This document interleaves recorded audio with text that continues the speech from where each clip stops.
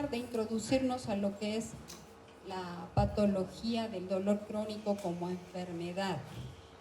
Este es un tema que cuando yo ingresé a la docencia hace varios años atrás no existía y me puse al reto de incluirlo en el pensum de la materia, de nuestra materia, porque en promedio los médicos egresados de todas las facultades, en realidad, tanto privadas como la pública, salen sin un conocimiento sólido sobre cómo abordar dolor.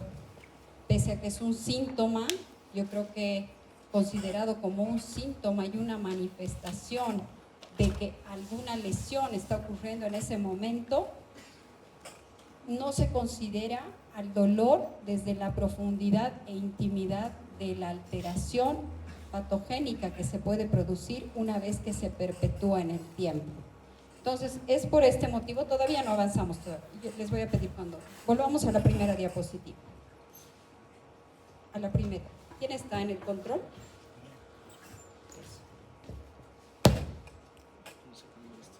No sé si me escuchan, sí. La voz.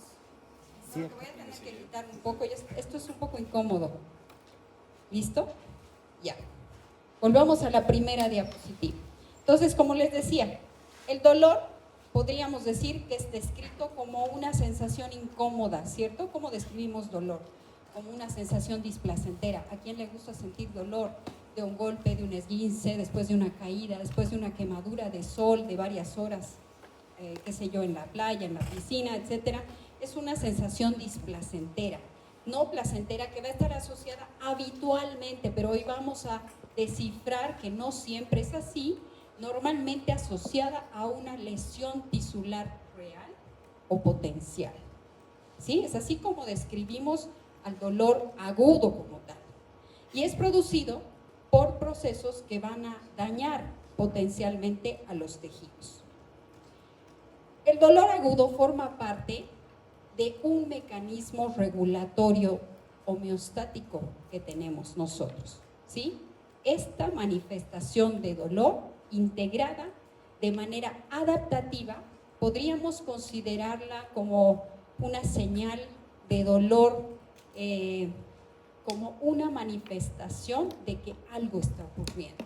Es así como consideramos al dolor, ¿sí? ¿Y por qué existe el dolor agudo? Porque esta función adaptativa nos permite detectar, es un signo de enfermedad y el motivo más frecuente de consulta, y su función es protegernos y mantener el equilibrio o la homeostasis. ¿Sí? La importancia de detectarlo es poder evadir los estímulos nocivos para perpetuar el daño de la noxa hacia los tejidos. Eso es dolor agudo. Eso es lo que hemos estudiado en fisiología, el segundo año de la carrera. Pero cuando el dolor se hace crónico, es decir, supera los 3 a 6 meses de evolución, pese a que la causa que lo originó, ya sea una quemadura solar, una quemadura, qué sé yo, de agua caliente, distal, cualquier estímulo haya desaparecido, la lesión y la inflamación se haya resuelto y se perpetúa, la señal dolorosa se convierte en dolor crónico cuando supera estos 3 a 6 meses, ya no tiene una función protectora ni defensiva. Eso es lo que vamos a revisar hoy. Se considera que en ese momento se transforma en una enfermedad por sí mismo, y es así como se cataloga por la Asociación Internacional para el Estudio del Dolor, conocida como IAS por sus siglas en inglés. Esto va a ser recontra incómodo. No sé, voy a tratar de gritar, no sé si me escuchan. ¿Sí? No somos tantos, yo creo que sí podemos conversar. Lo que sí quiero es que interactuemos, y si no hay algo que no se comprenda, levanten la mano, me detengan y ataquen con preguntas si desean. Bueno, uno de los objetivos de aprendizaje de este tema es poder lograr definir dolor como fue definido por primera vez en el año 1979 por la Asociación Internacional para el Estudio del Dolor, IAS, su evolución en el tiempo y las modificaciones que se han hecho alrededor de conocer y entender su fisiología y su fisiopatología. Y la última definición que quiero que comprendamos en su intimidad, que ha logrado salir a la luz el año 2020, entre el 2019 y el 2020, después de múltiples reuniones con grupos que están abocados al estudio del dolor durante muchísimos años en este proceso en distintas asociaciones. ¿Sí? ¿Cuál es la definición de la IASP? Como ven, pasamos a la diapositiva de definición. ¿Cuál es la definición de la IASP que ven ahí arriba? 1979. No sé si logran leerla, si se logra ver. Dice que es una experiencia sensorial y emocional desagradable asociada con un daño tisular real o potencial o descrita en términos de dicho daño. ¿Sí? Esa definición que ven allá de 1979 era una definición general, carente de muchos detalles que hoy los conocemos y que nos hacen comprender mucho mejor esta enfermedad como enfermedad. ¿Sí? Entonces, los avances en la comprensión de su fisiopatología nos han permitido justificar una reevaluación, y la última revisión que se dio el año 2020, que podemos ver por debajo en esta carretera de evolución del concepto, nos permite agregar una enorme cantidad de información vinculada a la fisiopatogenia sobre todo, ¿cierto? A partir de entonces, si pueden ver, no ha habido una gran modificación, apenas la palabra similar. Alguien tal vez allá que está leyendo de frente puede leer la definición del 2020, porque eso es truco al momento de hacer la evaluación de exámenes parciales. ¿Cuál es la definición actual? ¿Cuál es la definición de 1979? A ver por allá, ayúdenme con esa definición. ¿Qué dice la definición actual? Dice, una experiencia sensorial y emocional desagradable, asociado o similar a la asociada con daño tisular real o potencial.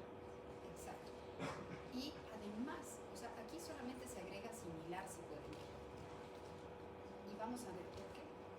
Hay una serie de notas, 6 exactamente, que van allá. ¿Será que me puedes ayudar a leerlas nuevamente y las vamos explicando una por una? ¿Tú? ¿Tampoco? ¿Se puede ampliar? ¿Se puede? ¿Alguien? Yo lo leo. Bueno, el dolor es una experiencia personal influenciada en diferentes grados por factores biológicos, psicológicos y sociales. Esa es una adhesión importante que se hace al concepto, porque dolor es una emoción, podemos decir así, subjetiva. El dolor que siente ella es diferente al dolor que siente él.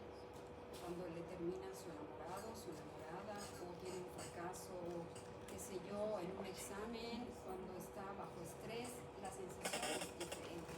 Por eso es que esta sensación es totalmente personal e individual. ¿Sí?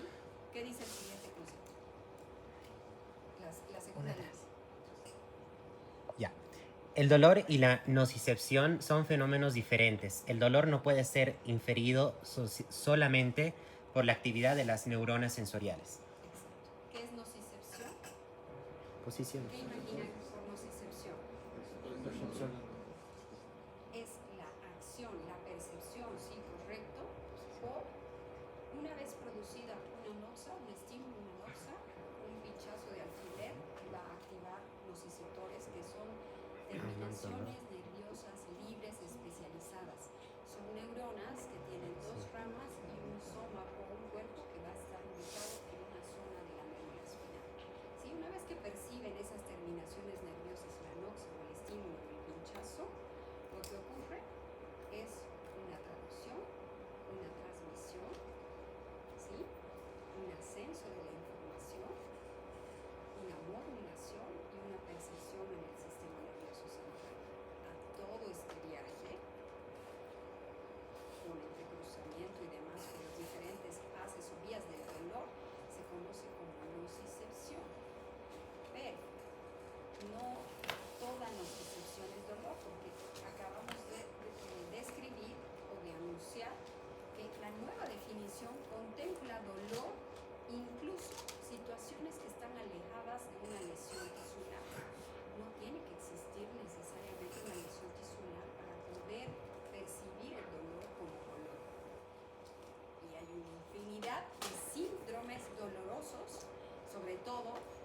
dolores crónicos primarios, que también vamos a conocer el día de hoy, en los cuales no existe evidencia de una lesión absoluta pese a haber hecho todos los estudios diagnósticos complementarios para poder detectar. Por ejemplo, fibromialgia.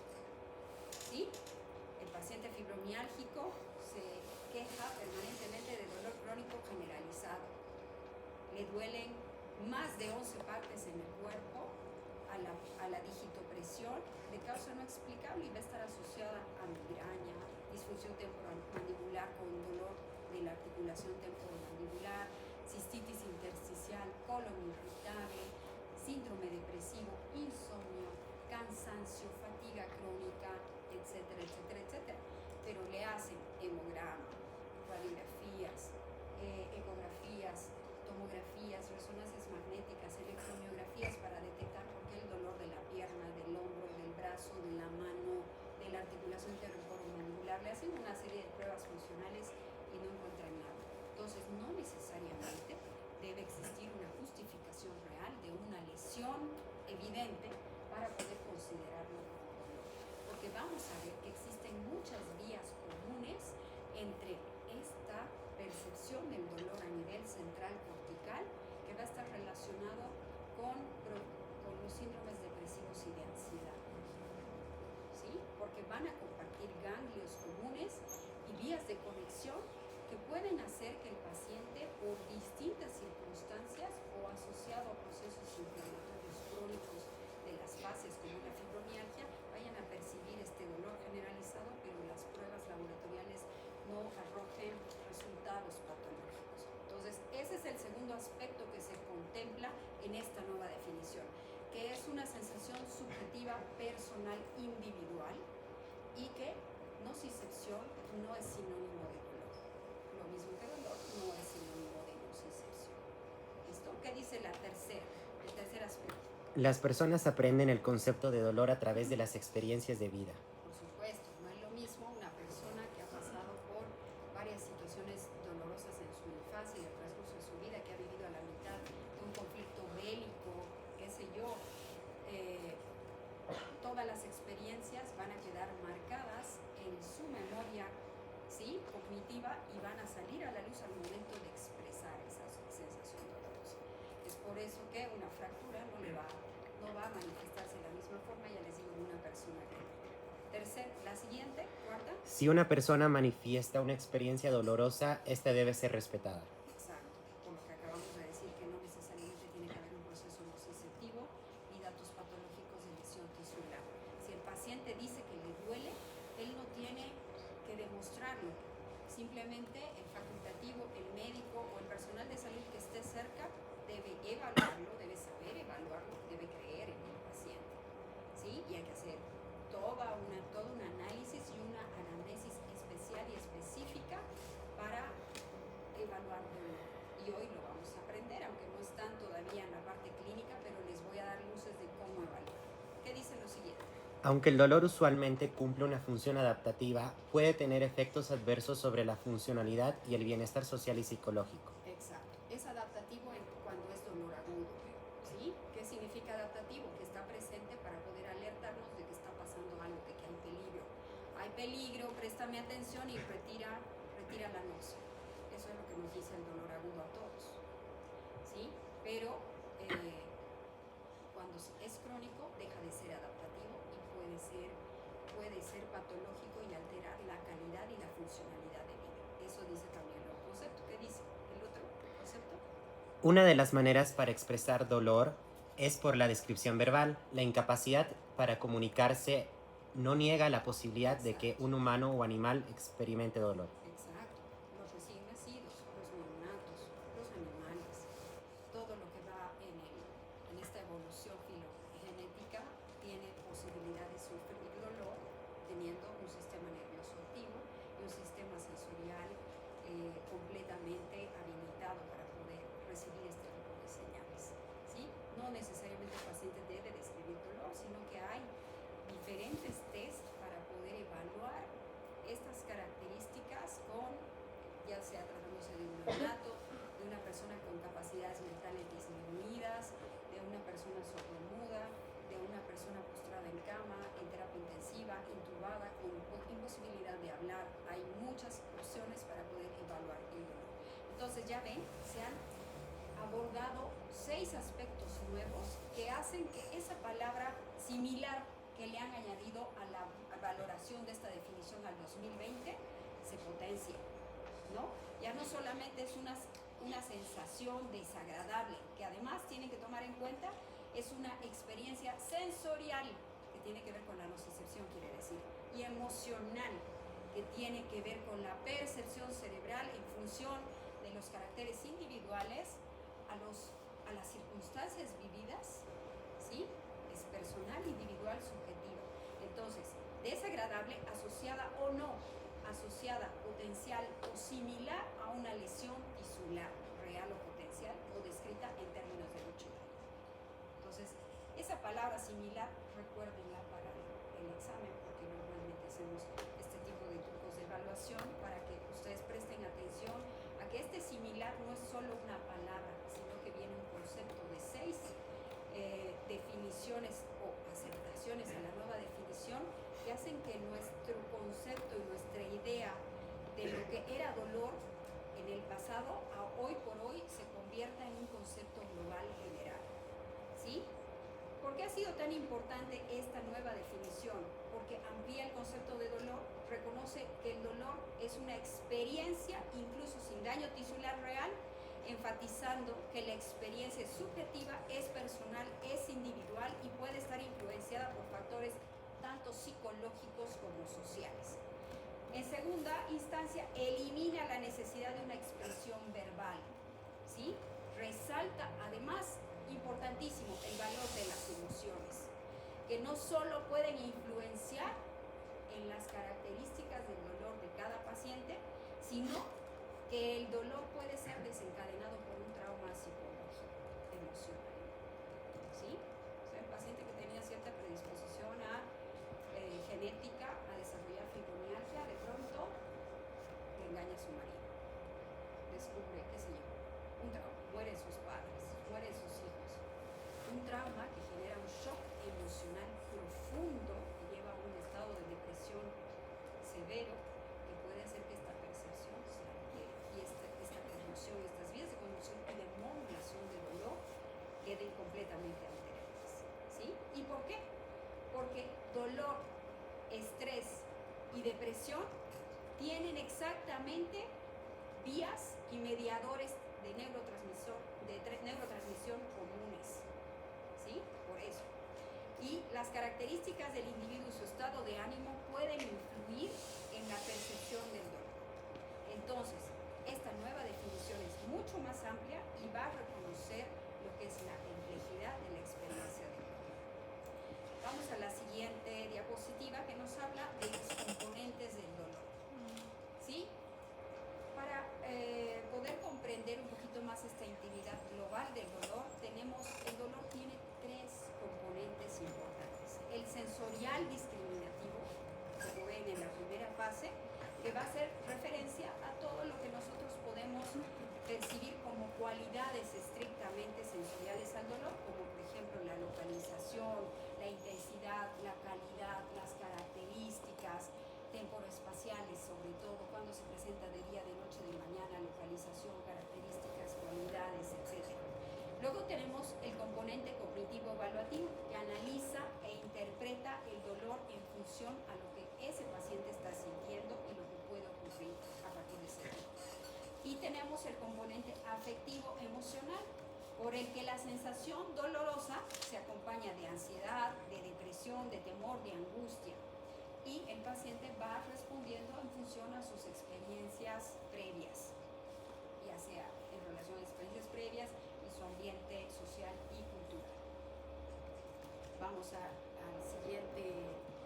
la siguiente diapositiva, que nos habla justamente, disculpen que esa diapositiva está en inglés, y nos habla nuevamente de que la experiencia dolorosa va a incluir un aspecto sensorial que tiene que ver con la nocicepción y la percepción de las características en cuanto a intensidad, calidad, localización, afectiva, que tiene que ver con la emoción que genera ese dolor, ansiedad, miedo, una sensación displacentera, el aspecto cognitivo, que tiene que ver con la interpretación interpretación que va a hacer el cerebro de esa sensación dolorosa, el comportamiento que se va a emitir a partir de esa sensación dolorosa, que son las estrategias de afrontamiento que el individuo per se va a desarrollar para poder sobrellevar su dolor, y las psicológicas que tienen que ver con una respuesta a este estrés nociceptivo.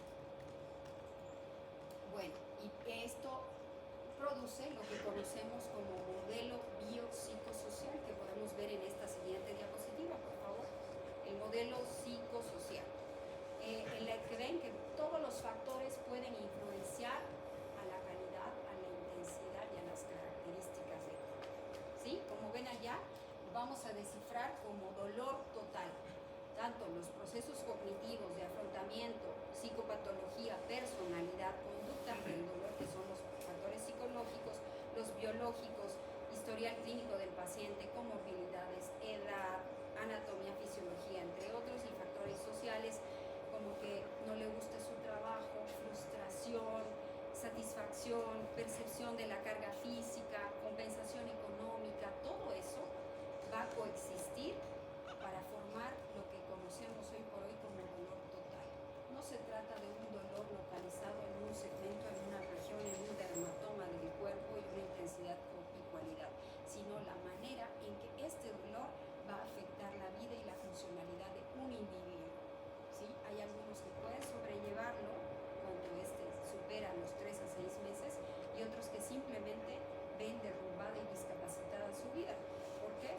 Tal vez ustedes todavía no han tenido contacto con pacientes en la clínica, haciendo historias clínicas y viendo este tipo de pacientes, pero les digo, a ver, un caso frecuente que van a ver en el día a día, la neuropatía diabética periférica dolorosa.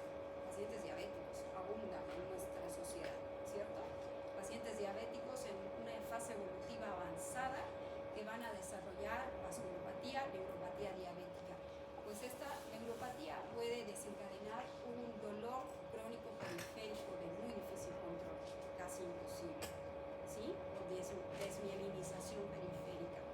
Entonces, esta sensación dolorosa va a impedir que el paciente pueda ponerse zapatos, medias, porque este tipo de dolor neuropático desarrolla manifestaciones y cambios estructurales neurológicos en la integridad del axón y de la neurona, que van a hacer que ya sea imposible de revertir, incluso con un control glucémico adecuado. Entonces este paciente que ha llegado, porque algunos diabetes tipo 1 van a alcanzar esa fase a los 30 años, en cambio la diabetes tipo 2 posiblemente a los 60, ¿cierto?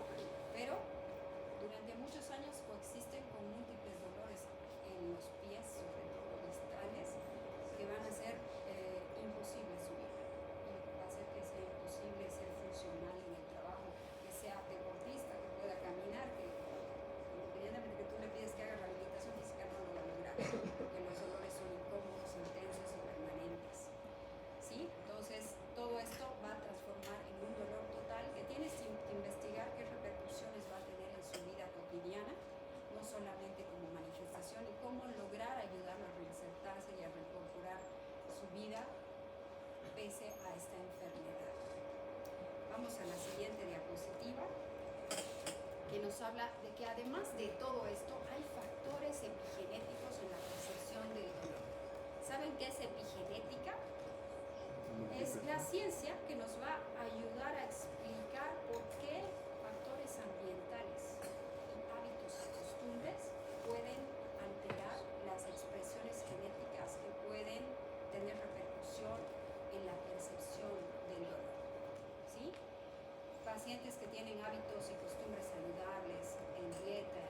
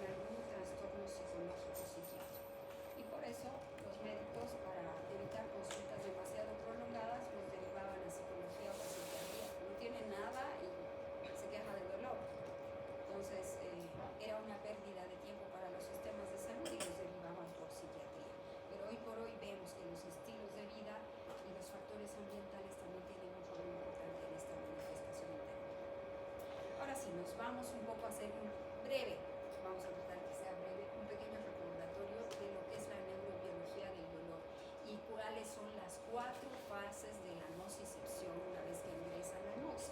Pasamos a la siguiente. La sensación del dolor se produce en respuesta a 4 procesos fisiológicos básicos que seguro que ustedes recuerdan.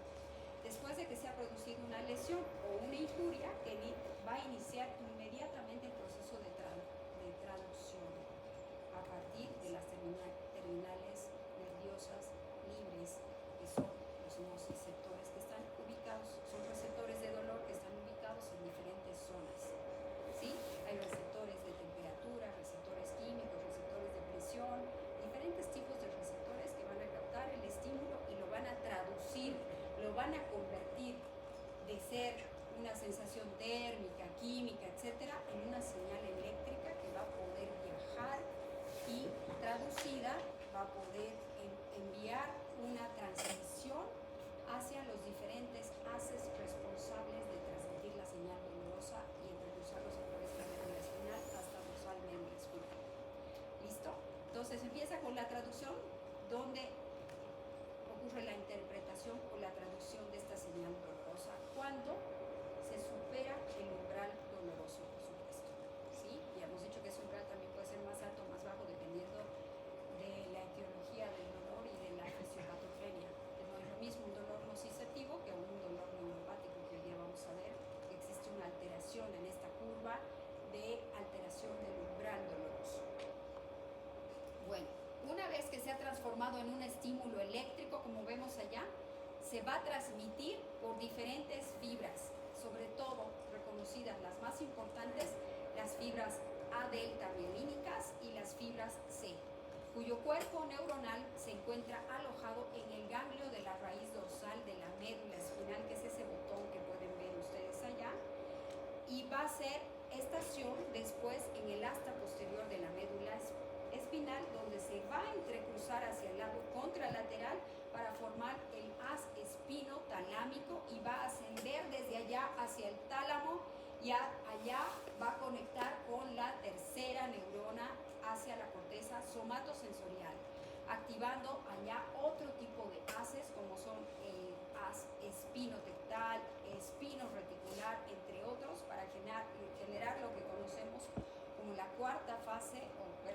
tercera fase, que es la modulación descendente y la activación de los diferentes centros nerviosos que van a favorecer la producción de neurotransmisores y la liberación de péptidos endógenos opioides conocidos como endorfinas, ya sean serotonina, noradrenalina y dopamina, que van a actuar en el asta posterior de la médula espinal para frenar el ascenso del estímulo doloroso.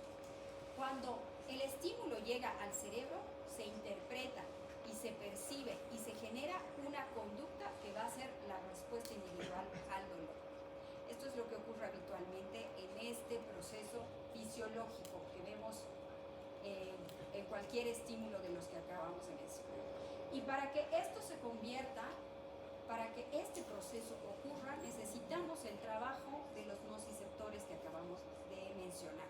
Son un grupo muy especial de neuronas o de receptores situados, donde hemos dicho, en el axón de una neurona especializada en dolor. ¿Sí? Esta neurona sensorial se va a activar con los diferentes estímulos que hemos dicho, mecánicos, químicos, térmicos, etc. Y va a empezar un proceso de traducción y de transmisión hacia las diferentes áreas que acabamos de mencionar. Para intercruzarse, lo importante acá, como podemos ver en esta figura, es que tiene 2 brazos. Son unos son receptores polimodales que van a tener 2 rutas de comunicación, desde la terminal nerviosa de la piel, de la zona periférica, hacia la médula espinal. Y además va a permitir la liberación de una serie de neurotransmisores, como podemos ver allá, que van a tener relación con receptores y neurotransmisores ionotrópicos, cannabinoides, vaniloides, opioides, interleuquinas, prostaglandinas, factores de crecimiento, entre otros. Son una serie, es una sopa inflamatoria muy compleja con liberación de neurotransmisores y factores proinflamatorios que van a generar este proceso van a desencadenar un proceso inflamatorio que puede hacer que se perpetúe la sensación dolorosa. Entonces, la siguiente diapositiva son los nociceptores. Tienen 4 propiedades básicas que los hacen especiales, que los hacen receptores y neuronas especializadas, que tienen normalmente en estado fisiológico normal un alto umbral de estimulación, ¿sí? Es decir, no son sensibles a cualquier estímulo de tacto, de golpe. Necesitan un umbral altísimo para poder desencadenar y traducir este estímulo. 2. Capacidad para codificar la intensidad de los estímulos. Carecer de actividad espontánea en ausencia de estimulación nociva previa. Esa es otra característica fundamental de los nociceptores. Y la naturaleza no adaptativa a los estímulos nociceptivos, ¿sí? Esto los hace muy particulares y tenemos diferentes tipos que no vienen en este momento al caso, pero podemos hablar desde los más simples hasta los polimodales que van a llevar información múltiple y que pueden complejizar este proceso nociceptivo a la máxima expresión. Todas las terminaciones nerviosas que acabamos de mencionar, los nociceptores, no solo tienen una función de recepción, sino que también son capaces de liberar neurotransmisores. Dijimos, entre los fundamentales que quiero que recuerden para manera de evaluación relacionados con dolor son la sustancia P, el glutamato y el péptido relacionado con el gen de la calcitonina, ¿sí? Todas estas sustancias neurotransmisores se van a liberar en la cercanía de los vasos sanguíneos de pequeño calibre y van a inducir una vasodilatación y extravasación plasmática que va a generar edema y un proceso inflamatorio. ¿Cómo se va a enviar esta señal? Pasamos por favor, la siguiente, una más. Eso. A través de fibras, diferentes fibras hemos dicho, las fibras C, que son amielínicas, delgadas, lentas, y las fibras A delta, que son mielinizadas, de conducción rápida, ¿sí?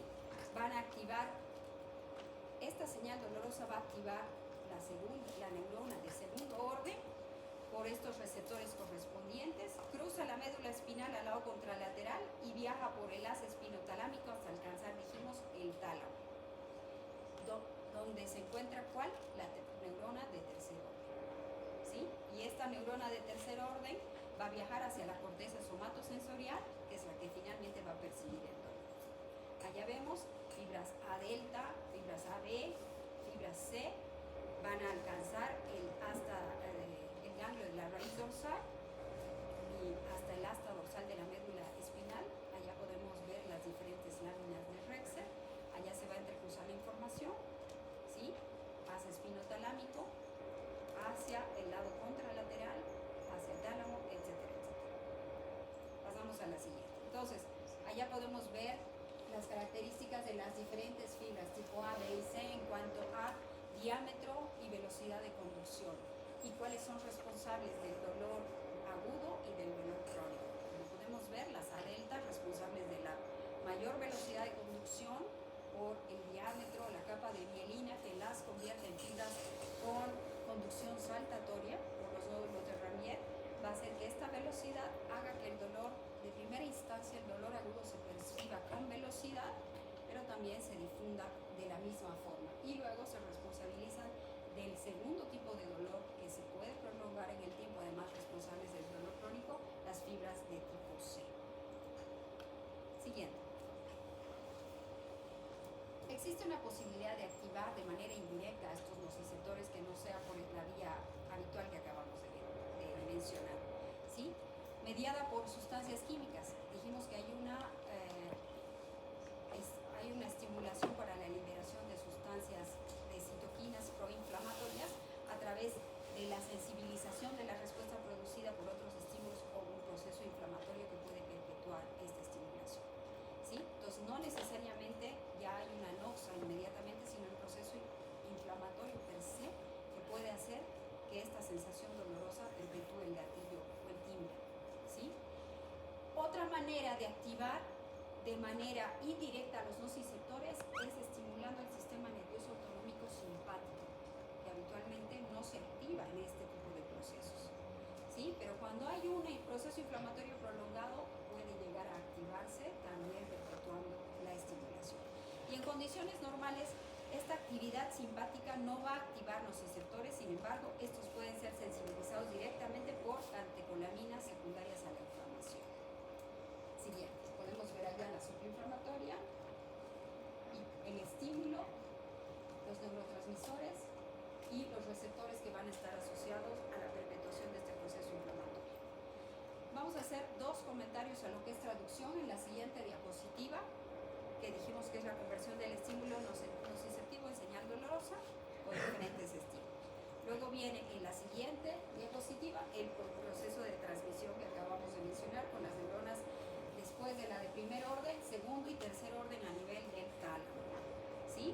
Y luego pasa a la corteza somatosensorial. En la siguiente, en esta diapositiva que dijimos, mencionamos las láminas de Rexer. Las fibras nociceptivas, tanto A delta como C, van a hacer sinapsis con las neuronas a nivel de las láminas, sobre todo 1 y 2 y 5 del asta dorsal de la médula espinal. Estas células dan origen a fibras largas que cruzan inmediato hacia el lado contralateral por la comisura anterior de la médula espinal y van por la vía ascendente a formar dos fascículos importantes que quiero que recuerden, que son el neoespinotalámico y el paloespinotalámico. El neoespinotalámico responsable del dolor rápido, que va a ser conducido por las fibras A delta, y el paloespinotalámico para el dolor lento, ¿sí? Que va a estar asociado al dolor crónico de segunda fase. Siguiente. Ahí vemos que no son los únicos haces que van a estar relacionados como dolor. Podemos ver que existen diferentes, tanto ascendentes como descendentes. Dentro de los ascendentes podemos mencionar el espinotalámico, que va a tener dirección ascendente por el sistema neoespinotalámico, y su función es de localizar el dolor, la duración y la intensidad del mismo. Luego tenemos el haz espinomesencefálico, que también es ascendente, que viene de la vía paleoespinotalámica y tiene acción en la modalidad, en la modulación de la actividad nociceptiva. Tenemos el haz espino-hipotalámico, que también es ascendente, paleoespinotalámico, y es el responsable de la liberación de las sustancias neuroendocrinas responsables del dolor. Tenemos el haz espino-reticular, que también es ascendente, paloespinotalámico, y es responsable de los reflejos reguladores del dolor. Tenemos las columnas dorsales, los lemniscos laterales y columnas dorsales, que son ascendentes y van a ser responsables del dolor de tipo visceral. Y finalmente, un haz descendente, que va a ser el modulador, que va a ser el responsable de inhibir y facilitar el estímulo nociceptivo en una intensidad mucho más baja. Bueno, ahí vemos entonces nuevamente en la siguiente diapositiva, ustedes pueden ver el entrecruce de los diferentes haces, el tracto neoespinotalámico y el paloespinotalámico, y su relación con la velocidad de las fibras dolorosas y la percepción del dolor tanto rápido como lento. En la siguiente diapositiva podemos ver la siguiente fase, la tercera fase, que nos habla de la modulación del dolor. Pasamos por favor a modulación. ¿Y qué es modulación? La tercera fase de la nocicepción es el proceso por el cual se va a modificar la intensidad de la señal nociceptiva del dolor, ¿sí? ¿Cuáles son los mecanismos a través de los cuales se va a lograr esta modulación o esta reducción del volumen de la señal dolorosa ascendente? Inhibe a nivel del asta dorsal de la médula espinal, influencia o libera neurotransmisores como la serotonina y la norepinefrina. Esto quiero que lo recuerden, porque al momento de abordar la terapéutica es importante tener este detalle. Los medicamentos que se utilizan para poder intensificar o mejorar una modulación enferma o alterada van a ser aquellos que van a inhibir la recaptación de estos neurotransmisores, la norepinefrina y la serotonina, lo cual va a permitir un tiempo mejor de permanencia de ellos en la circulación sanguínea, y de esta manera va a impulsar o va a estimular la modulación. Y por otro, la acción de los opioides endógenos, conocidos, los que conocemos, endorfinas, encefalinas y dinofinas, y los exógenos, que son los opioides menores, intermedios, que tenemos en la farmacéutica habitual para poder controlar los diferentes dolores moderados a severos. Bueno, El grado con el cual cada individuo va a responder o va a inhibir esta sensación va a variar de manera interindividual. No vamos a abordar mucho más allá de eso, excepto de que el sistema analgésico que tenemos endógeno es el que va a ser responsable de la liberación de estas sustancias o endorfinas endógenas. ¿Sí? Entonces, la siguiente, por favor. Podemos ver que los trayectos neuronales implicados en esta modulación descendente del dolor se originan principalmente a nivel hipotalámico, en las amígdalas cerebrales, por supuesto, y la corteza cingullar anterior, con proyección a la sustancia gris periacueductal en el cerebro medio y los núcleos del rafe y del tronco, como el locus ceruleus y las amígdalas rostroventrales. Parece complejo, pero a esto nos referíamos cuando hablábamos al principio de que el dolor tiene las mismas vías de conducción que la depresión, la ansiedad y el estrés. ¿Sí? Tiene exactamente las mismas vías de conducción y es por eso que muchas veces hay dolores que se perciben sin que haya pasado un proceso nociceptivo. Las vías descendentes que proyectan a la médula espinal incluyen tanto fibras noradrenérgicas, por un lado, serotoninérgicas, GABAérgicas y dopaminérgicas, que van a ser las responsables de liberar neurotransmisores para frenar el estímulo doloroso. Bueno, y por este motivo es que nosotros, les decía, vamos a hablar un poquito de terapéutica y qué ocurre con la administración de opioides, por ejemplo, tramadol, codeína, morfina. Siguiente, por favor. ¿Qué es lo que ocurre con este fenómeno modulatorio a nivel mesencefálico, sobre todo? Se van a activar los receptores opioides que tenemos a este nivel, mu, kappa, delta, gamma, tenemos una infinidad hoy por hoy conocidos de receptores opioides que van a activarse a nivel mesencefálico, activando células de segundo orden para la prevención de la transmisión ascendente del dolor, es decir, frena la señal ascendente. Y por otro lado, también tienen activación y receptores a nivel de las terminales centrales de las fibras C, y esto previene la liberación de neurotransmisores de dolor como la sustancia P, el glutamato y el gen relacionado con la calcitonina. Y a nivel periférico, ¿qué va a ocurrir?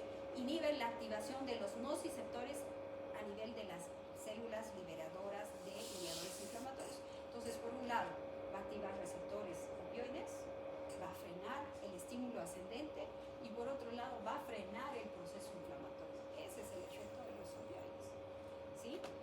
Lamentablemente los receptores no solamente están a nivel mesencefálico, tenemos múltiples receptores en diferentes puntos que van desde el nivel cortical hasta nivel, qué sé yo, en el colon tenemos un sinfín de receptores opioides. Entonces los efectos secundarios también son muy sumativos, son amplios, son variados y pueden frenar la terapéutica y la ilusión de poder frenar esta manifestación sin tener efectos colaterales secundarios. Bien, ¿cuál es el mecanismo intracelular de la analgesia opioide entonces? Como ven allá, la activación de receptores mu, kappa, delta, el bloqueo de los canales de calcio y la apertura de los canales de potasio, generando un estado de hiperpolarización celular y disminución de la liberación de neurotransmisores de dolor. Y finalmente viene la cuarta fase de la nocicepción, que es la percepción. En la siguiente diapositiva podemos ver las estructuras cerebrales que van a estar implicadas en la percepción del dolor, como son la corteza somestésica, el sistema límbico y las sustancias afines que acabamos de mencionar, y el giro cingulado, que son las estructuras corticales que van a ser responsables de percibir de manera cognitiva el dolor. ¿Sí? Y bueno, viene algo que es, no es opcional, el sufrimiento, como vemos en la siguiente diapositiva, que no va a estar relacionado con nociceptores ni con sensibilidad per se. ¿Sí?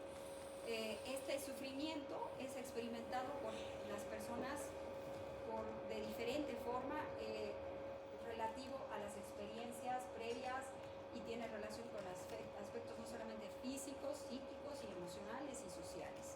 ¿Sí? Entonces, no todo el dolor lleva sufrimiento y es por eso imprescindible hacer un abordaje multidimensional al momento de ayudar a pacientes que tienen dolor. Bueno, vamos a la cereza de la torta, que es la clasificación del dolor. esta sí la tienen que memorizar. Este es el motivo de nuestro caso clínico de la semana. Y todos ustedes al finalizar la gestión van a ser expertos en clasificación del dolor. Les voy a decir pancreatitis aguda, cólico renal,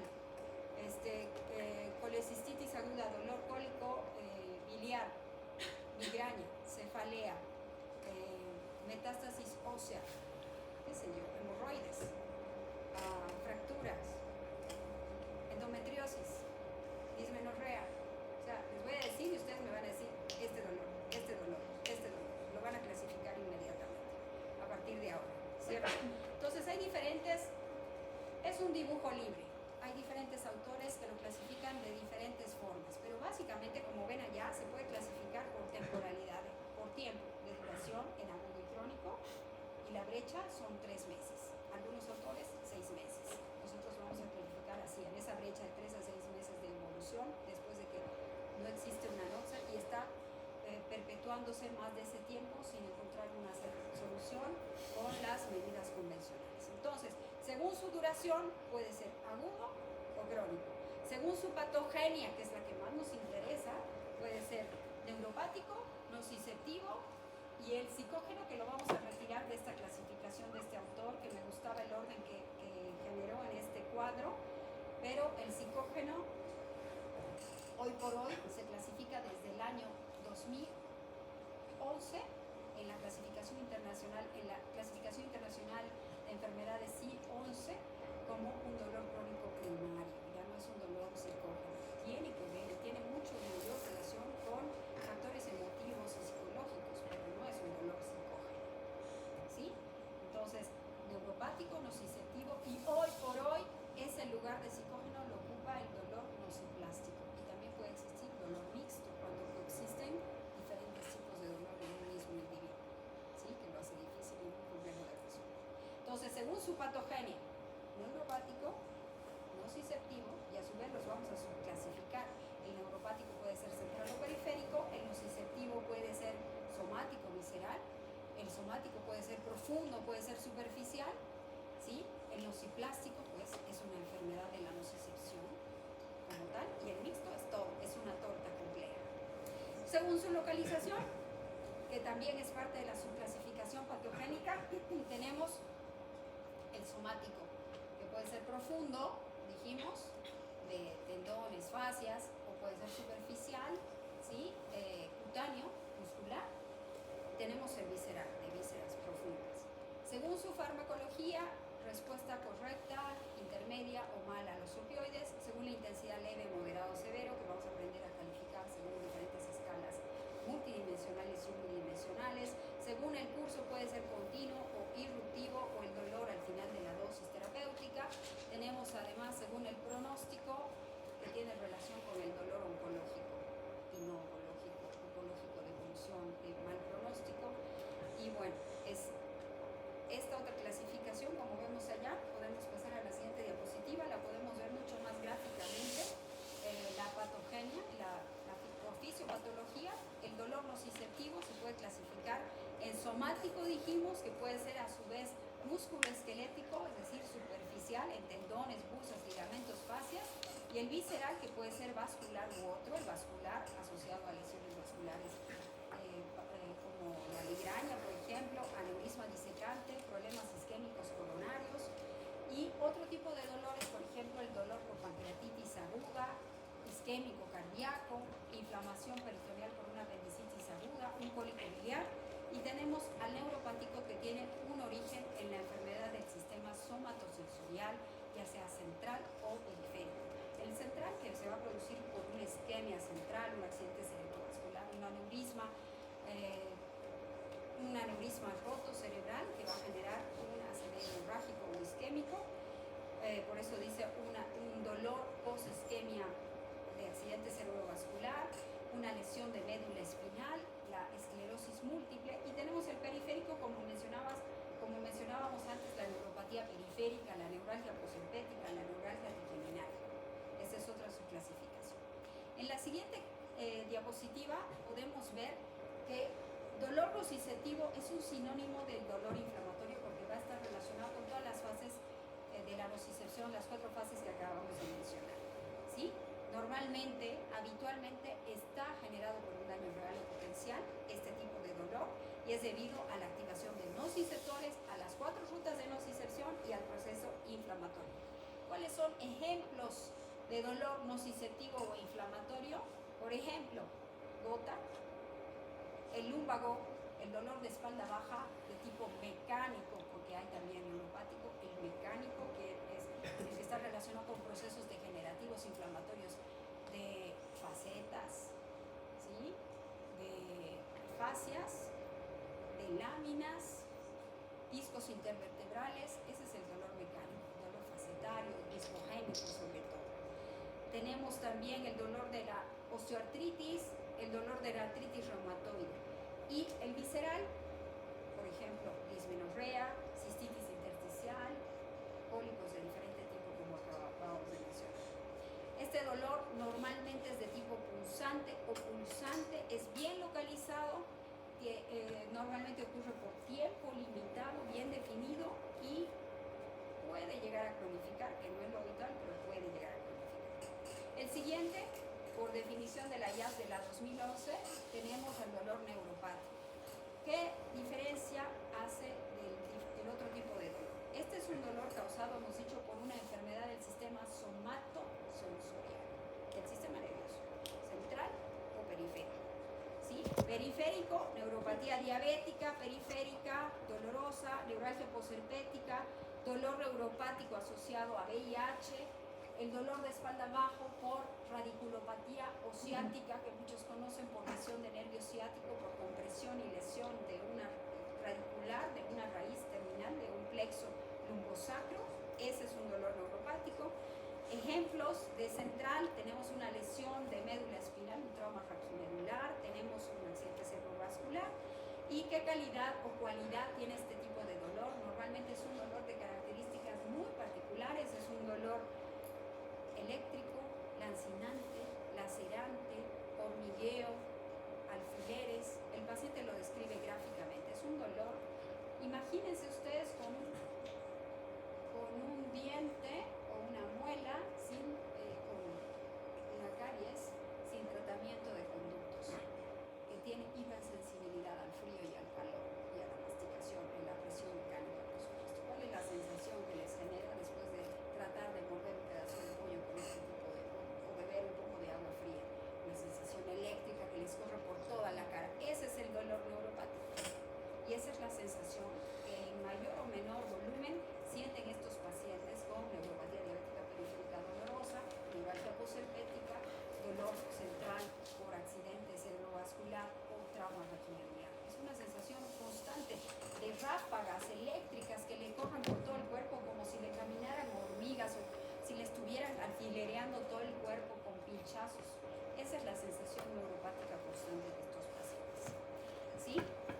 Y otra característica fundamental que no es exclusiva de dolor neuropático, pero que normalmente lo acompaña, es la alodinia y la hiperalgesia. Y enseguida vamos a revisar toda esta terminología porque también la evaluamos en el momento del examen.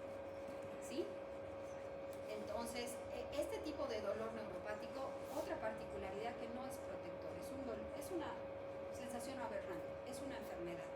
No tiene fines de protección, siempre es patológico y normalmente es desproporcionado al estímulo que lo genera.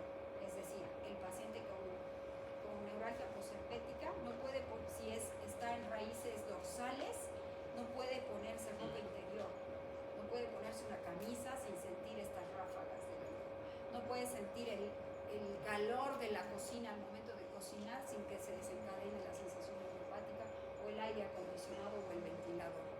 ¿Sí? Son sensaciones que en un paciente normal no deberían desencadenar ninguna estimulación o percepción alterada o aberrante, pero en estos pacientes sí.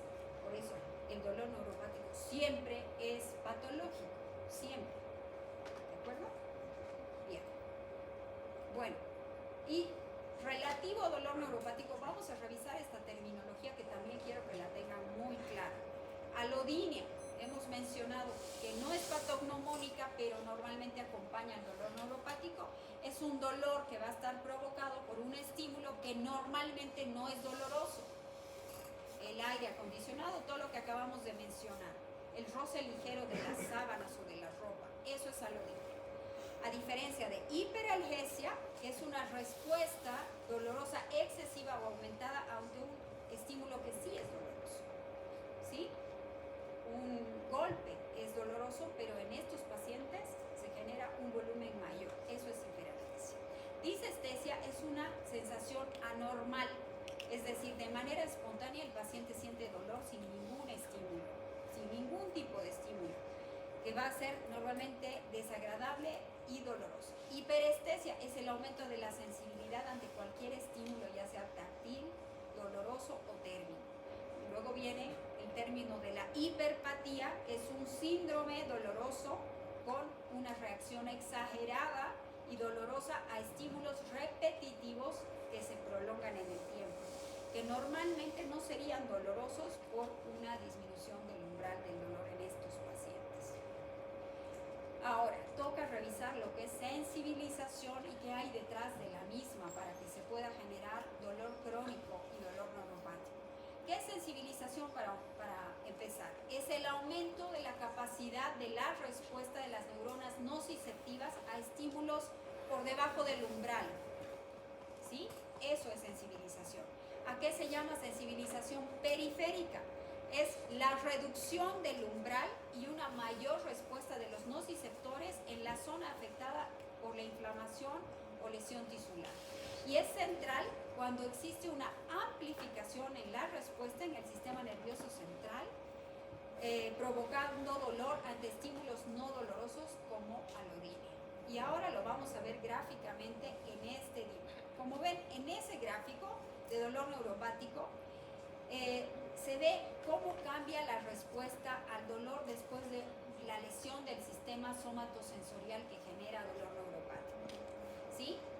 La característica de dolor neuropático se va a manifestar por esta pequeña alteración.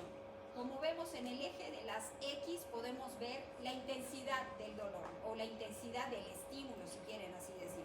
Y en el eje contralateral vemos la intensidad del dolor que es percibido por el paciente. La curva azul que ven allá es la respuesta esperada frente a este estímulo en intensidad y en respuesta. En condiciones fisiológicas, los estímulos de baja intensidad no generan dolor. Solo cuando el estímulo va a superar el umbral nociceptivo aparece una percepción dolorosa y la intensidad del dolor aumenta progresivamente conforme aumenta el estímulo. La curva que ven allá de rojo, que está hacia la izquierda, virada hacia la izquierda, ocurre cuando ha ocurrido una lesión en el sistema somatosensorial, ¿sí? Una lesión central o periférica. La curva se desplaza hacia la izquierda, lo que indica que el sistema nervioso se vuelve muy hipersensible o disminuye el umbral de percepción. Esto produce los fenómenos que reconocemos y que hemos estudiado en la diapositiva anterior, como son alodinia, hiperalgesia, hiperpatía. ¿Y cuál es el mecanismo fisiopatológico principal de esta sensibilización periférica? Bueno, el aumento de la excitabilidad de los nociceptores. ¿Y cuál es el mecanismo fisiopatológico por el cual se produce la sensibilización central? Por una hiperestimulación del asta dorsal de la médula espinal, lo que genera una inhibición moduladora descendente y una reorganización sináptica. Entonces, podemos concluir que esta curva nos está diciendo que una lesión somatosensorial periférica o central lo que va a generar es una reducción del umbral doloroso y una amplificación de la respuesta nociceptiva, generando alodinia e hiperalgesia, que son hallazgos normalmente característicos del dolor reumatológico conocido como neuropático. Y bueno, había una clasificación, un tipo de dolor que escapaba a las características de lo que acabamos de mencionar, que no involucraba la activación de los receptores en la vía nociceptiva y no involucraba una enfermedad del sistema somatosensorial. Pues sí, había muchos casos, como les digo, que entran como una enfermedad del sistema no somatosensorial, sino del sistema de percepción. Es una alteración de la nocicepción. Y a ese dolor se lo conoce como nociplástico. Es un dolor que surge por una alteración de la nocicepción a pesar de no existir una evidencia clara de un daño tisular real o potencial ni amenazante que active nociceptores periféricos, ni una evidencia de lesión o enfermedad en el sistema somatosensorial central ni periférico. ¿Cuáles son los conceptos claves para poder comprender lo que es dolor nociplástico? Básicamente existe una alteración o una amplificación de la señal dolorosa en el sistema nervioso central y una reducción de los mecanismos inhibitorios.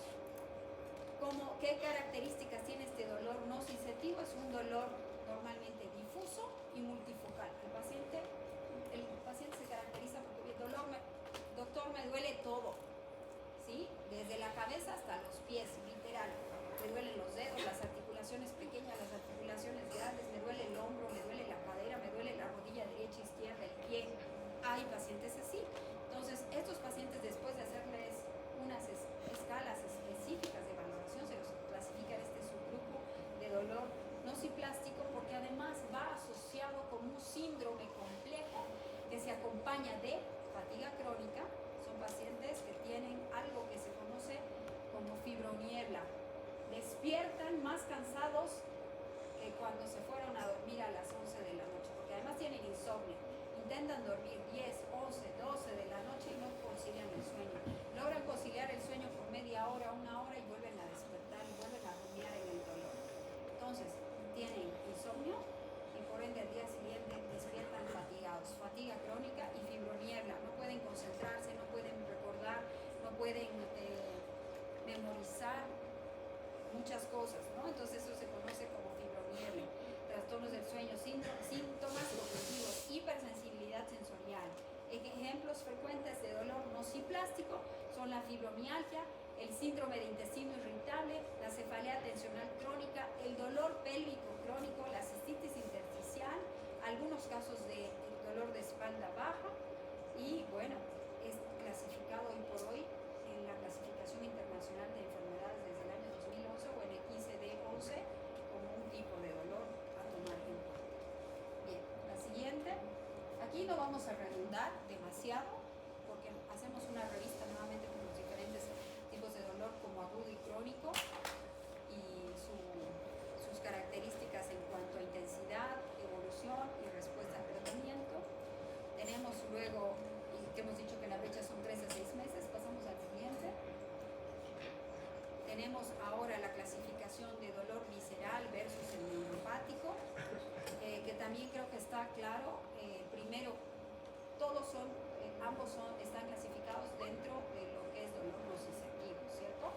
Dolor nociceptivo, dijimos somático, superficial o profundo, y dolor visceral, que de acuerdo a la localización puede estar ubicado en las diferentes vísceras, va a tener diferentes manifestaciones y va a tener además dolor referido, ¿cierto? Entonces, el dolor somático visceral es causado por la activación de nociceptores periféricos viscerales. El mecanismo es isquémico, ¿sí? Se va a activar por los 4 procesos de la nocicepción.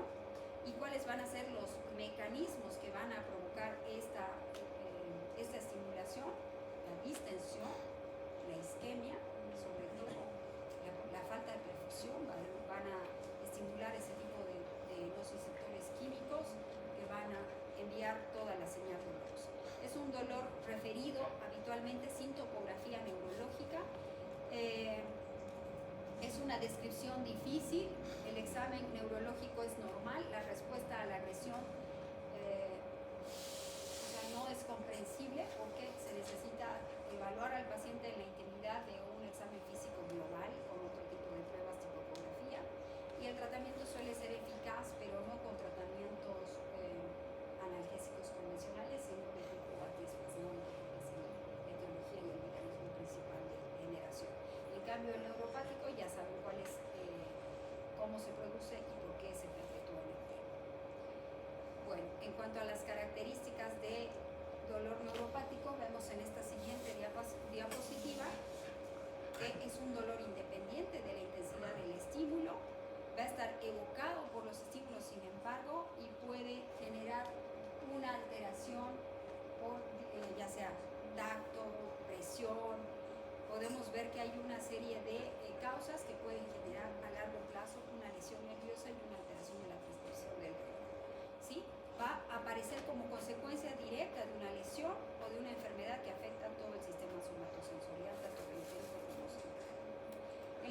diapositiva podemos ver bueno, los diferentes ejemplos de dolor neuropático, que no lo vamos a repetir, pero vemos que hay una serie de ejemplos, tanto a nivel central como periférico. A nivel central, cerebral nuevamente, accidente cerebrovascular, síndrome compulsivo epiléptico. A nivel talámico, tenemos tumores talámicos, síndromes talámicos, desmielinización. A nivel del puente o del tronco encefálico, accidente cerebrovascular o ictus, desmielinización. Tractos, las vías ascendentes del dolor por trauma, tumores, silicomielgia, discopatía cervical. A nivel del asta dorsal medular, lesiones por abulsión.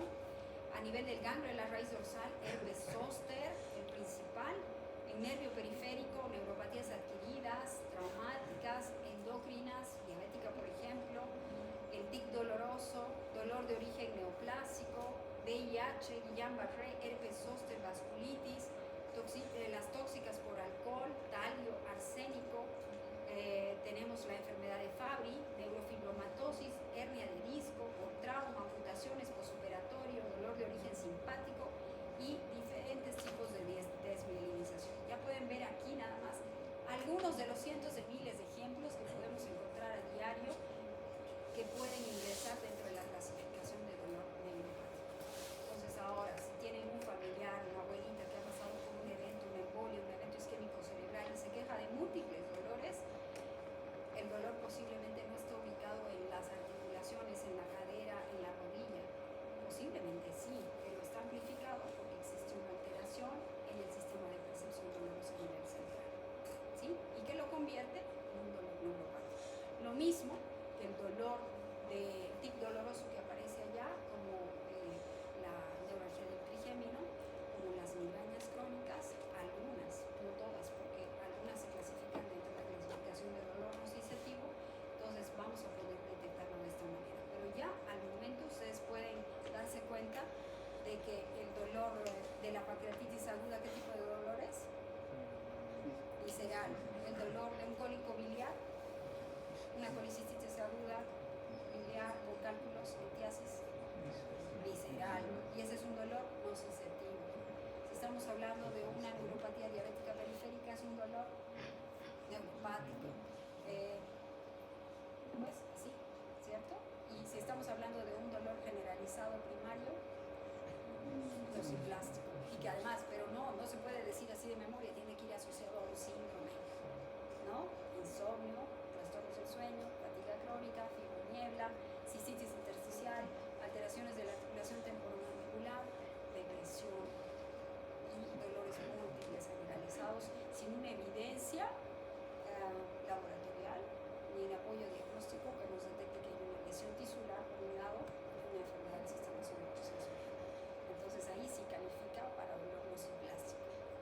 Lo catalogamos, lo respetamos, aceptamos y evaluamos su dolor y tiene una estrategia terapéutica multimodal compleja, no es tratable, no tiene cura, pero sí se puede manejar. ¿Sí? Ese es un mensaje importante con respecto a esta clasificación. Bueno, aquí en esta otra diapositiva, siguiente, la anterior, mecanismos productores de dolor neuropático, ya hemos dicho desmielinización, desaferentación, cambios funcionales patológicos que dan lugar a descargas espontáneas, estimulación patológica directa de las fibras nerviosas por compresión, isquemia, activación mediada por el sistema nervioso simpático, pueden ser apenas algunas de las causas principales que van a desencadenar una enfermedad del sistema somatosensorial. Bueno, esta alteración en las propiedades funcionales de las fibras aferentes, A, beta, C, van a hacer que los estímulos táctiles suaves vayan a generar hiperpatías. Y cómo el paciente manifiesta estas sensaciones. Aquí vamos a ver un gráfico, siguiente. ¿Una más? Eso. El paciente lo describe como lancinante, profundo, agudo, continuo, urente, fulgurante, hormigueo, irradiado, cortante, pulsante, como adormecimiento o entumecimiento, sordo, en crisis, perforante, como calambre, penetrante, como retortijones, inespecífico. ¿Y cuáles van a ser los trastornos asociados al dolor neuropático? Trastornos del sueño, falta de energía, somnolencia, dificultad para concentrarse, depresión, ansiedad, falta de apetito. Siguiente. Bueno, según la localización, somático visceral, ya sabemos perfectamente cuál es el somático, cuál es el visceral y cuáles son las causas sobre todo, ¿no? Que uno está bien localizado, es algo que no lo habíamos mencionado, y el visceral es inespecífico porque es un dolor referido que viene de una víscera hueca transmitido ya sea por una raíz nerviosa que va a estar proyectada hacia un dermatoma externo a partir de ese dolor visceral simpático, pobremente localizado, descrito como profundo, opresivo. Esto es siguiente, ahí está el gráfico. Siguiente. Ahí está. Las causas de dolor visceral: espasmo, distensión, isquemia, estados inflamatorios crónicos, estímulos químicos permanentes en una apendicitis aguda, por ejemplo. La tracción, torsión, compresión de los mesenterios es una causa de dolor visceral. Es vago, difuso, mal localizado, irradiado, se extiende hacia otras regiones, es recibido en una zona de la superficie del cuerpo alejada, a eso se llama dolor referido, acompañado de ya sea de reacciones reflejas motoras o autónomas. Puede aparecer sin una relación directa con lesiones. Algunas lesiones viscerales pueden no causar dolor, por ejemplo. ¿Cuáles? ¿Qué vísceras no duelen? Los pulmones, por ejemplo. El hígado no duele, ¿verdad? Lo que duele es ¿qué? La cápsula de gliso. Los pulmones no duelen. ¿Qué duelen? Las pleuras. El roce de las pleuras, la pleuritis, la inflamación de las pleuras. No todas las vísceras son sensibles al dolor, y esa pregunta siempre la hago en el examen y habitualmente genera un conflicto. Bueno, entonces aquí es a lo que nos referíamos con la vía visceral verdadera y la vía parietal, dependiendo a las terminales que van a estar relacionadas con ese dolor referido. ¿Qué es el dolor referido? Es el dolor que se experimenta en un lugar alejado. Siguiente, por favor. Una más. Eso. El dolor que se experimenta en un lugar alejado del sitio del daño tisular. ¿Sí? Por ejemplo, un paciente que ha sufrido un infarto agudo de miocardio puede sentir dolor en el brazo izquierdo, en el hombro, en la mandíbula del lado izquierdo. ¿Y cuáles son las explicaciones? Que existe una inervación compartida, ¿sí? Por ejemplo, el corazón y el brazo izquierdo tienen una cierta inervación torácica compartida que van a hacer que bien este sea doloroso y se amplifique hacia la médula espinal. Ahora, vamos a ver la diapositiva de la taxonomía. La taxonomía del dolor. ¿Qué significa taxonomía? Es un sistema de clasificación utilizado por la Organización Mundial de la Salud para la clasificación internacional de enfermedades CIE 11, cuya versión última es la CIE 11, que se ha publicado el año 2019. En esta clasificación se han introducido nuevos términos taxonómicos que en el pasado no se contemplaban, como son la etiología, mecanismo fisiopatológico y el área anatómica que está afectada, que van a estar relacionadas con las patologías que cursan con dolor crónico.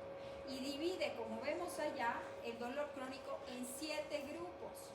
Tenemos en negro el dolor crónico primario, que es un dolor en una o más regiones anatómicas que puede perdurar más de 3 meses, está asociado a un componente emocional significativo en forma de ansiedad, rabia, frustración, humor depresivo y una discapacidad funcional que interfiere con las actividades sociales y de la vida diaria. Los síntomas no pueden ser explicados por otra causa. El dolor crónico primario es multifactorial y existen factores biológicos, psicológicos y sociales que van a contribuir al síndrome. Por ejemplo, el dolor crónico primario visceral, como ahí lo subclasificamos, el dolor crónico generalizado, el dolor crónico primario musculoesquelético, el dolor crónico primario orofacial y la cefalea crónica, el dolor crónico oncológico, también dentro de las clasificaciones. Ahí vemos luego el dolor crónico secundario por lesión o enfermedad, que se subclasifica en dolor oncológico, ya sea por el tumor, por la metástasis o por el tratamiento, el dolor musculoesquelético, el dolor neuropático central o periférico, las cefaleas o dolores orofaciales y el dolor visceral y el dolor postraumático o postquirúrgico. Esta es la nueva clasificación y taxonomía de la Organización Mundial de la Salud, que contempla a todos los grupos. Es gracias a esta clasificación que podemos detectar a todos los pacientes y ponerlos en un grupo y darles un esquema específico para la violencia que sufren en cada caso en particular. Entonces quiero que contemplen esas burbujas multicolores como una multicausalidad y multivariabilidad de etiologías que causan este dolor crónico. ¿Sí? Que tienen un gran impacto y una gran fuerza emocional que puede hacer que se perpetúen. Bien. Entonces, ¿cómo vamos a evaluar dolor? Ya sabemos clasificarlo, ya sabemos la etiología, ya sabemos esta clasificación según la etiología, temporalidad, intensidad, pronóstico, etcétera, etcétera, etcétera. Ahora que ya tenemos al paciente en una canasta, cada uno debemos aprender a evaluarlo. ¿Y cómo vamos a lograr esta evaluación? En la siguiente diapositiva podemos ver, hay diferentes cuestionarios, desde los unidimensionales hasta los multidimensionales para hacer esta valoración. Y estos cuestionarios se los entrega al paciente cuando fija cita en el consultorio de dolor, y por teléfono o en el mismo consultorio se le reparten estos formularios para que él vaya tiqueando cuáles son las características de lo que está sintiendo, para que al momento de entregar la consulta se abrevie y nosotros podamos tener los rasgos más importantes de ese tipo de dolor. Entonces, ¿cómo vamos a valorar una anamnesis regular, como hacemos con los pacientes de cualquier entidad clínica o cualquier comorbilidad? Debemos incidir con mucho detalle en la anamnesis sobre lo que es subjetivo, objetivo, antes de generar un análisis y un plan. Entonces, ¿quién es el paciente? ¿Qué edad tiene? ¿De dónde viene? ¿De qué localidad? ¿Cuándo empezó su dolor? ¿Qué es el motivo de consulta? ¿Dónde está localizado su dolor? ¿Cuál es la intensidad del dolor? ¿Cuáles son sus características? ¿Cuáles son los factores agravantes y aliviantes? ¿Cuál es la terapia farmacológica que ha recibido hasta el momento? Y no farmacológica también, si es que ha sido sometida a alguna intervención, infiltración o intervencionismo en dolor o cirugía. Debemos tratar de recuperar todo, al margen también de recuperar datos importantes de los aspectos psicosociales del paciente, laborales, todo, ¿no? A qué se dedica, dónde trabaja, horario de trabajo, funcionalidad, actividad, hábitos y costumbres, todo, absolutamente todo es importante para poder evaluar a este tipo de pacientes con enfermedad del dolor crónico. ¿Sí? Y además hay que considerar que el paciente que viene al consultorio de dolor crónico ha pasado por lo menos por 3 o 7 especialidades antes de llegar a manos de un médico especialista en dolor. Entonces es un paciente frustrado que ya está cansado de dar información y hay que sacarle palabras, porque el paciente por cuenta propia no va a relatar todos estos detalles, incluso que tienen que ver con los factores, ya les digo, ambientales y psicosociales, o qué le pasó en su matrimonio, si perdió algún familiar, si tuvo alguna quiebra económica, si perdió su trabajo. Todos esos detalles los tenemos que pasar en la primera visita, que es la más importante, ¿sí? Y sobre todo tener empatía con el paciente para crear un vínculo con él de confianza. Es importante creer en todo lo que nos dice, permitiendo que cuente su propia historia con sus propias palabras. En la valoración clínica de dolor, la anamnesis y la exploración física van a ser principales y son un ángulo importante para llegar a un tratamiento adecuado. Es por eso imprescindible utilizar formularios de tipo estandarizado que el paciente se pueda llevar a casa y llenar con calma. ¿Sí? Entonces, en la siguiente diapositiva vemos cuáles son criterios de gravedad o banderas rojas al momento de evaluar a nuestros pacientes que no podemos pasar por alto al momento de hacer la anamnesis. Si está en grupos etarios de riesgo, si son pacientes menores de 20 años o mayores de 55, si tiene un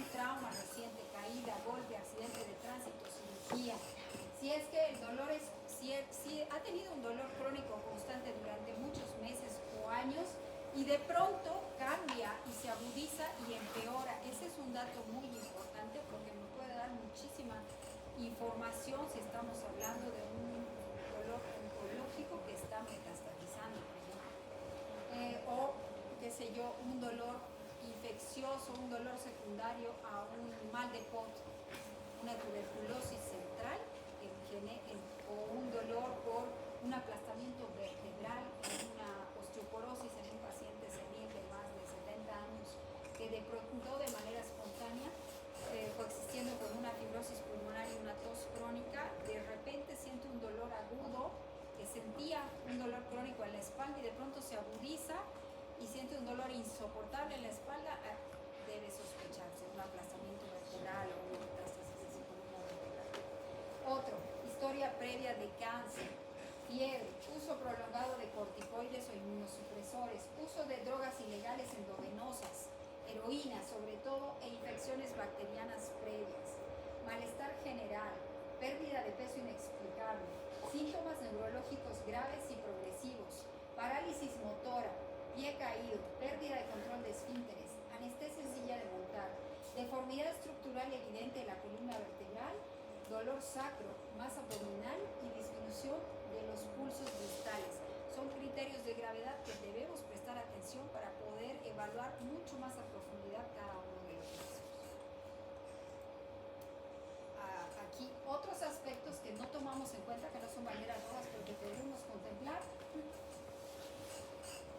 El aspecto psicológico, afectación del sueño, actitud pasiva hacia el tratamiento, es decir, que no tenga una buena adherencia terapéutica, el paciente esté en un reposo prolongado absoluto y haya pedido bajas médicas consecutivas de su trabajo si está en una etapa laboral de su vida, el estado depresivo, de ansiedad e irritabilidad, episodios previos de dolor, insatisfacción laboral, litigio judicial por una baja médica que está procurando, una discapacidad, abusos tóxicos previos, abuso sexual, también es una causa y un origen en muchos casos de dolor crónico primario, si tiene o no tiene soporte familiar y expectativas del paciente frente al tratamiento. Las siguientes son escalas uni- y multidimensionales de dolor. Ahí vemos la escala visual analógica o la escala numérica analógica, que es la más utilizada en la práctica clínica. Como vemos, la primera, la escala analógica, solamente muestra una línea recta en la cual los extremos muestran sin dolor y el máximo dolor imaginable, y en el intermedio puede estar coexistiendo el dolor moderado. Tenemos la escala verbal descriptiva simple, que muestra dolor leve, moderado, intenso e insoportable. Tenemos la escala numérica NRS, que nos muestra el dolor en una escala del 0 a los 10 puntos. 0 sin dolor, menos de 4 dolor leve, entre 4 a 7 dolor moderado, entre 7 a 9 dolor intenso y dolor 10 es un dolor excruciante, insoportable, el peor dolor imaginable, el dolor que lo tiene en cama 24/7 durante muchas semanas. ¿Listo? Yo creo que la que más éxito tiene al momento de valorar es esta escala numérica, que es la que ustedes normalmente tienen en el bolsillo al momento de empezar el internado, y si no la tienen que tener, la tienen que imprimir, porque es imprescindible y hoy por hoy se considera el dolor como un quinto signo vital que debe ser evaluado en la consulta, en la emergencia, donde vayan a abordarlo con su escala de intensidad. Es uno de los parámetros.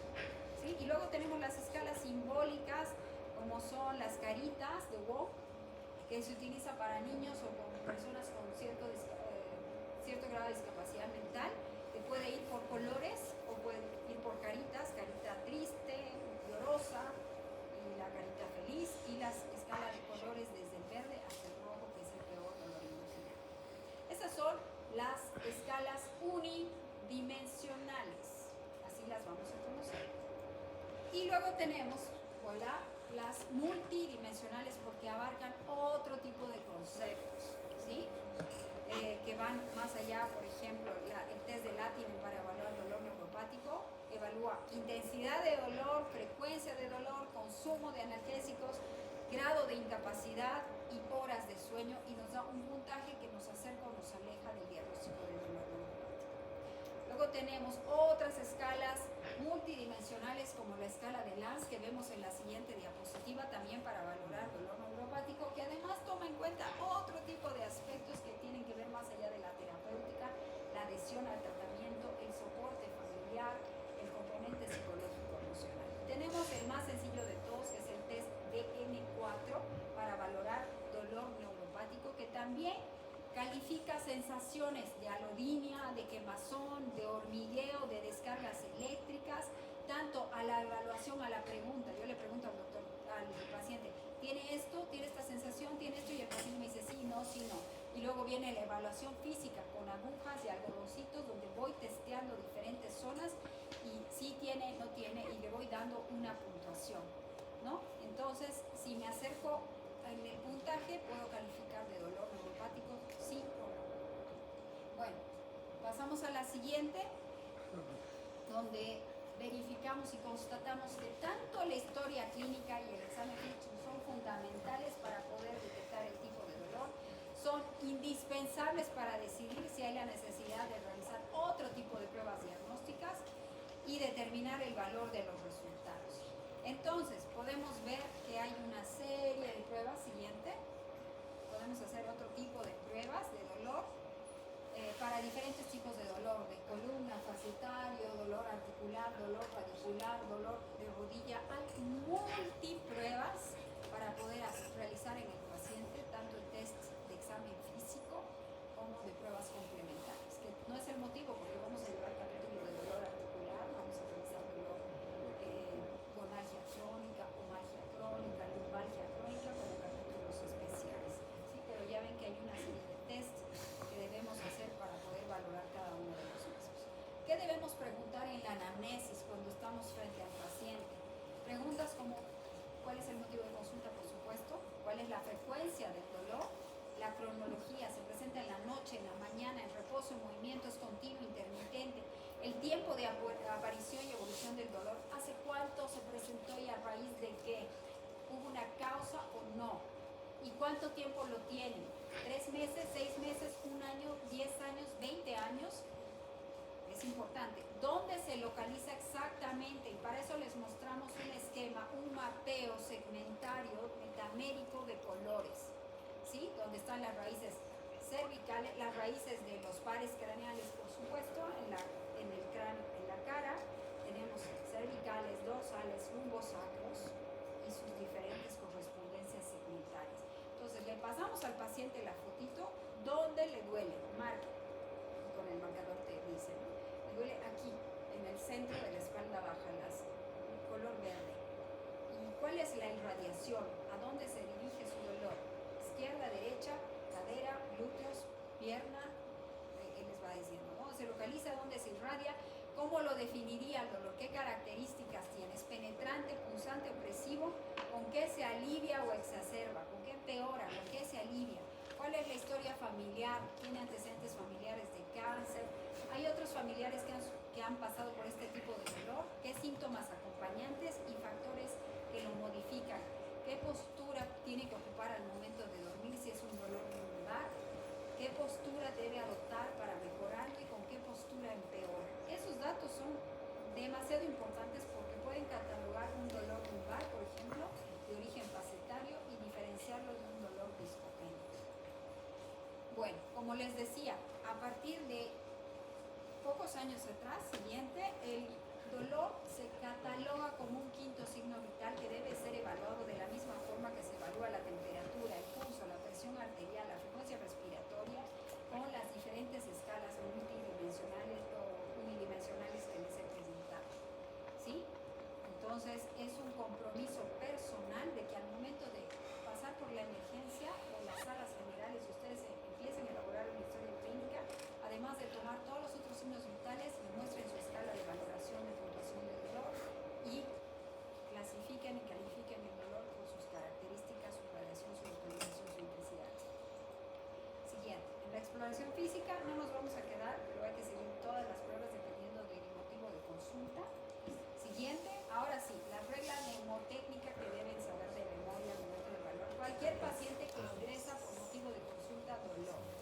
Alicia. ¿Qué significa Alicia? La A de aparición, ¿cuándo y cómo aparece? ¿A partir de qué? La L de localización, la I de irradiación, la C de las características como describe el paciente su dolor, la I de intensidad y la A de alivio, factores aliviantes. Y bueno, viene otro mnemotécnico que es la pequeña rosa tutor, que habla también de localización, P de qué provoca o alivia el dolor, Q de cualidad, de características de dolor, R de irradiación, S de severidad o intensidad según la escala numérica o visual analógica, temporalidad, T de temporalidad, desde cuándo, continuo, va y viene, mejora, empeora, T de tratamiento actual en fármacos, dosis, eficacia, y R de repercusión funcional y social y funcional. Pruebas complementarias, hay demasiadas. En la siguiente diapositiva se puede pedir desde exámenes de laboratorio, exámenes de gabinete, gamografía, tomografía, resonancia, tomografía, electromiografía y test específicos que nos van a valorar la indemnidad del sistema nervioso, tanto central como periférico, y otros tests psicológicos y psicométricos que nos van a ayudar a ver, a clasificar a los pacientes que están dentro del grupo del dolor crónico primario osteoplástico. Terapéutica. ¿Qué le ofrecemos al paciente? Ya lo tenemos clasificado, ya sabemos el origen de su dolor. ¿Qué es lo que sigue? En la siguiente diapositiva vamos a ver una modificación a la escalera analgésica de la Organización Mundial de la Salud, que ha sido modificada por el doctor Ricardo Plancarte del Instituto Mexicano de Nutrición Salvador Subirán. Vive todavía, afortunadamente, y es responsable de la organización de múltiples cursos, diplomados, maestrías y especialidad clínica de dolor hoy por hoy. Bueno, él tiene la inquietud de hacer la modificación a la escalera de la Organización Mundial de la Salud, que originalmente tenía 3 pasos: dolor leve, escalón 1, dolor moderado 2, dolor severo, escalón 3, ¿cierto? Y él le hace otras modificaciones más, le pone un escalón cuarto y un escalón quinto. En el escalón cuarto le va a añadir técnicas intervencionistas, y en el último escalón, pues, técnicas quirúrgicas que van a estar relacionadas con la intervención. Entonces, el primer escalón, que corresponde allá en la tabla, como ven allá, severidad leve, moderado, esa es la tabla de la escala visual, analógica, numérica, cualitativa de una escala unidimensional, esa es la realidad, ¿cierto? Y aquí podemos ver en la otra el tiempo de evolución. Entonces, vemos en una primera fase que, de acuerdo a la intensidad, cuando está en menos de 4, le vamos a ofrecer al paciente analgésicos no opioides leves del grupo de los antiinflamatorios no esteroideos, ¿sí? Analgésicos menores que no necesitan receta médica, paracetamol, diclofenaco, ketorol, antiinflamatorios no esteroideos de soporte, paracetamol, y en algunos casos algún coadyuvante cuando el dolor tiene otro tipo de manifestaciones.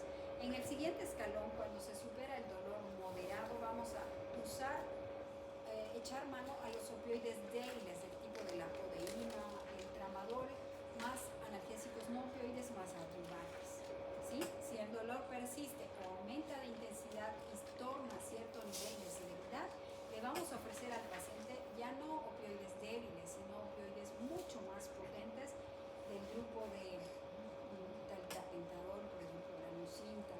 Podemos dar metadona, podemos dar incluso morfina, buprenorfina, fentanil, otros opioides con mucha mayor potencia, más no opioides adyuvantes, y se pueden hacer ya bloqueos de nervios periféricos o bloqueos centrales para curar. Y aquí ingresa el intervencionismo en dolor en el severo. Y vemos que en el cuarto escalón tenemos además los bloqueos intraespinales de nervios y la estimulación eléctrica. ¿Se acuerdan que hablamos que el cuarto componente de la nocicepción, o el tercer componente, perdón, de la nocicepción era la modulación? Pues existen estrategias terapéuticas intervencionistas, hoy por hoy, bueno, hace muchos años, que trabajan a nivel de la médula espinal con electrodos o marcapasos de dolor que se implantan por vía epidural cerca del asta dorsal de la médula espinal o a nivel del ganglio de la raíz dorsal, que hemos visto que es el origen o la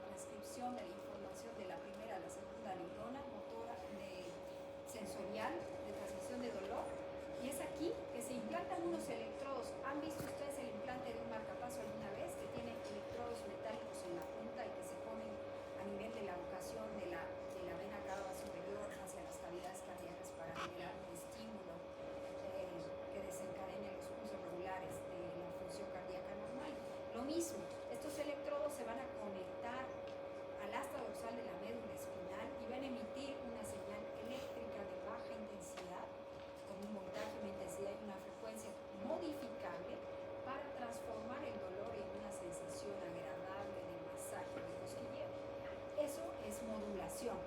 Entonces, ya en este cuarto escalón se puede aplicar esta técnica de marcapasos sin necesidad, cuando la severidad del dolor es muy intensa, hay efectos secundarios a las técnicas anteriormente descritas y el paciente esté muy afectado funcionalmente. Entonces, se puede saltar ese escalón.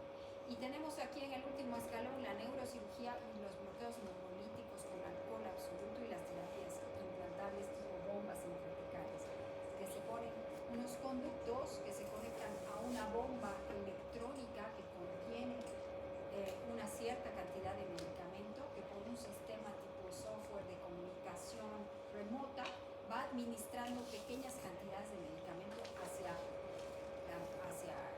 el espacio intratecal donde está migrando el líquido cefalorraquídeo.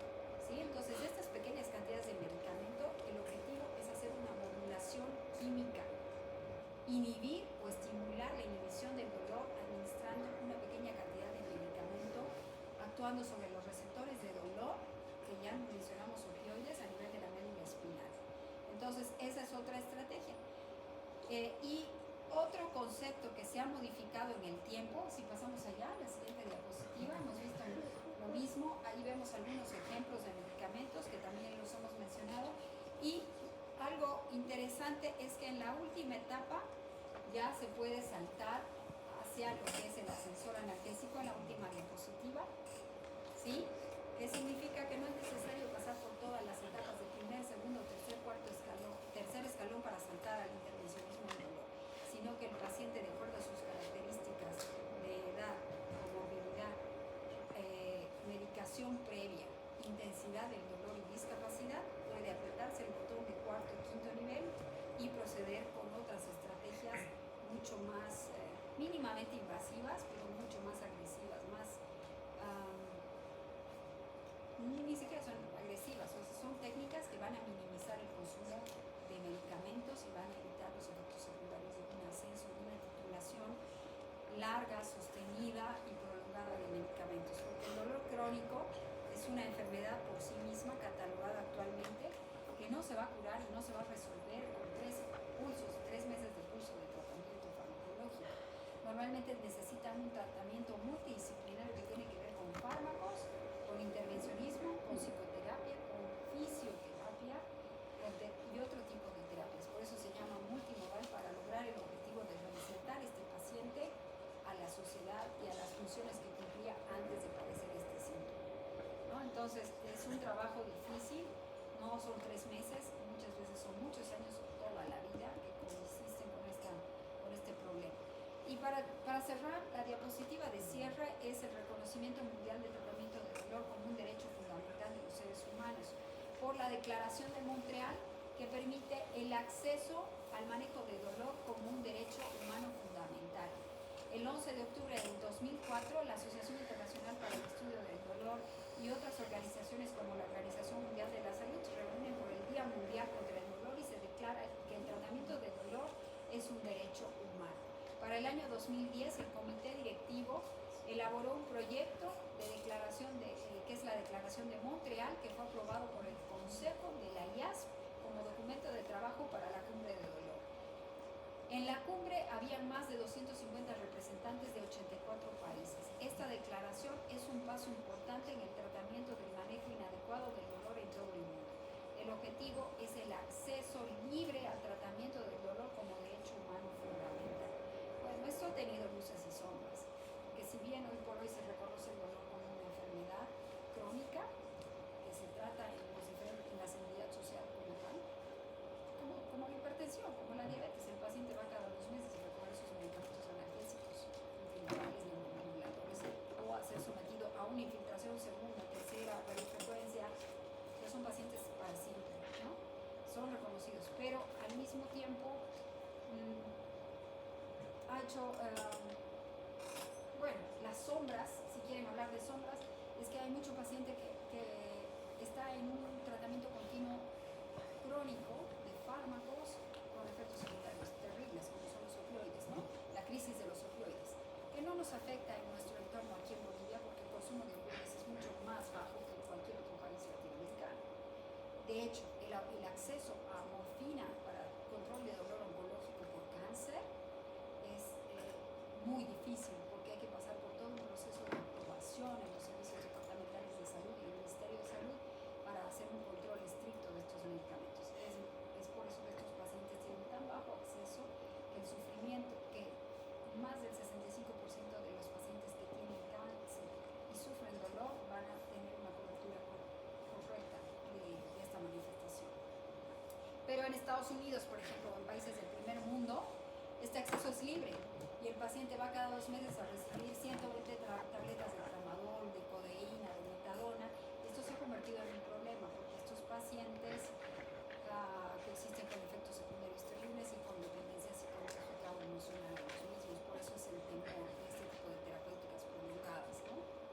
Como un paciente diabético viene por su metformina, su glibenclamida, su insulina, bimensualmente al hospital, este tipo de pacientes vienen por tramadol, vienen por fentanil, vienen por codeína, todo otro tipo de medicamentos que generan una modificación cognitiva central y pueden provocar problemas, ¿sí? ¿Cuáles son efectos secundarios del consumo crónico de opioides? Por ejemplo, somnolencia profunda, constipación, prurito, inapetencia y dependencia psicológica de la medicación. Es decir, cómo actúan inhibiendo la recaptación de neurotransmisores del bienestar. Entonces el paciente siente que ya no puede funcionar sin ellos. Muchas veces esa dependencia psicológica, más que el dolor, hace que siga una continuidad crónica y ascendente de la titulación de estos medicamentos. Es decir, que se necesite ir subiendo la dosis con el paso del tiempo y modificando hacia opioides mucho más potentes. Bien, creo que con eso hemos cubierto todo. El peor dolor no es el que te mata, sino el que te quita las ganas de vivir. Si han reconocido los diferentes síntomas